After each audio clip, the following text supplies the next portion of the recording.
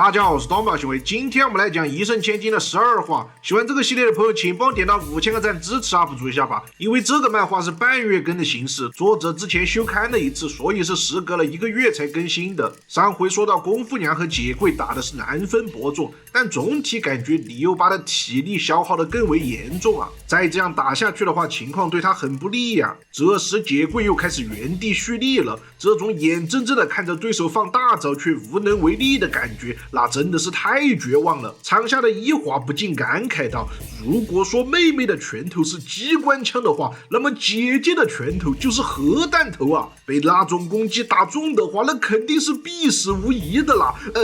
虽然你这个比喻用的很有气势啦，但是一想到牙把子就会联想到隔壁刃牙，再想想机关枪与核弹头的话，我靠，怎么突然之间感觉这两姐妹都好捞啊！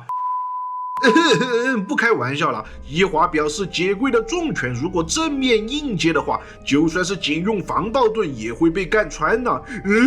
难道说结贵就是勇次郎在全员世界的化身吗？再看他的表情还真有几分相似呢，他该不会真的想把李幼八给打死吧？说罢，结贵就闷头冲向了李幼八，天马一行人扭头看向另外一边，却惊讶的发现哟，还有高手！李幼八居然站在原地，丝毫就没有要闪躲的意思啊，还伸出双手，看起来是想硬接结贵的重拳。此时他脸上的死相已经是凝重到清晰可见了。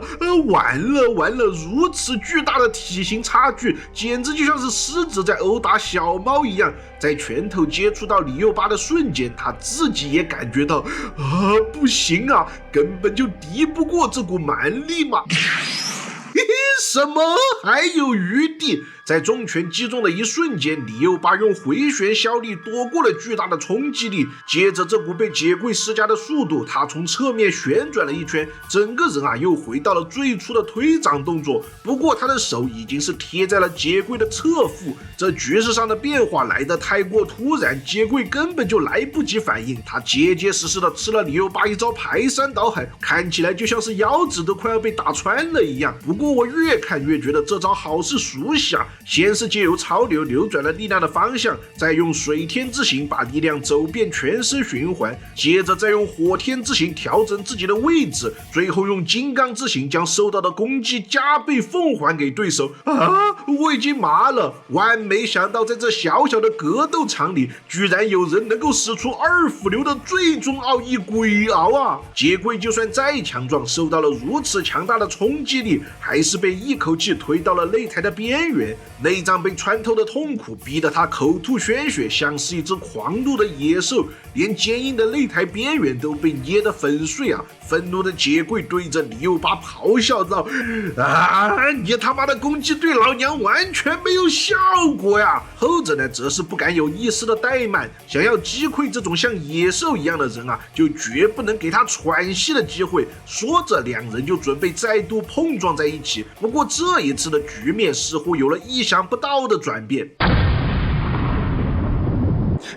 你不讲武德居然用符臭攻击不对呀！原来是8级拳老3样之一的贴山靠啊！李幼八利用速度优势抢先一步完成近身，回避攻击的同时痛击了结贵疏于防守的核心位置。更令人惊讶的是，之前明明可以硬扛伤害的结贵，居然罕见的露出了狰狞的表情，一口老血吐了出来。就在众人无法理解结贵为什么破防的时候，下一轮的交锋已经接踵而至，两个人都是拼尽了全力在嘶吼着。李幼八踏出了一记足以撼动大地的正脚，由此获得了与之对应的强大反作用力。他再度双手并用痛击了结贵的腹部，就连隔壁的小刘都为之汗颜。此时结贵连续不断的撞击擂台边缘，已经快要把围墙给撞碎了。结贵每次刚想要起身反击，就被李幼八连绵不断的攻击给逼退了。终于在李幼八全力击出了一掌过后，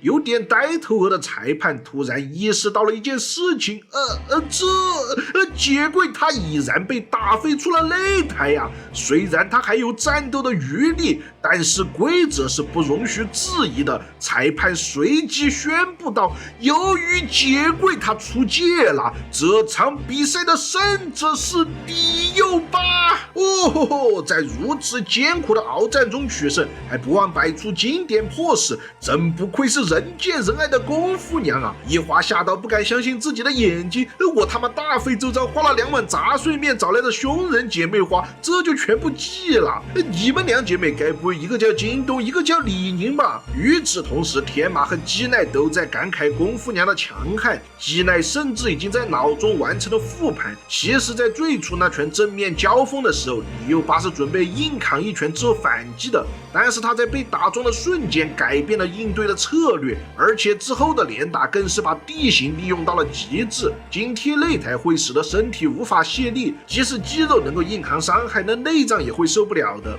勇次郎之前就有用过这种方法来破解郭海皇的消力。从这一战看来，李幼巴无论是技术还是策略，都无愧于他冠军选手的头衔啊！即便体型完全处于劣势，也能够找到取胜的方法。相对之下，杰贵则是输在过于自负了。由于这并不是早期全员那种死斗的比赛，杰贵忽略了自己可能会出现之类的其他因素。如果是死磕到底的话，他或许能赢，但是比赛已经结束，就算不服气啊，也没有任何意义了。那么到此为止，决胜战的2位参赛者已经确定了，一边是游刃有余，为了从战斗中获得享乐的天才少女本乡基奈，另一边则是一定要拿到奖金，同时还得保住老字号格斗团体的面子，即使状态欠佳也要背水一战的李幼巴。看到这里啊，我只想说一句，什么圣武龙啊、王马之类的都给我烧一烧啊！全院现在已经是女子组的天下了。本话结束。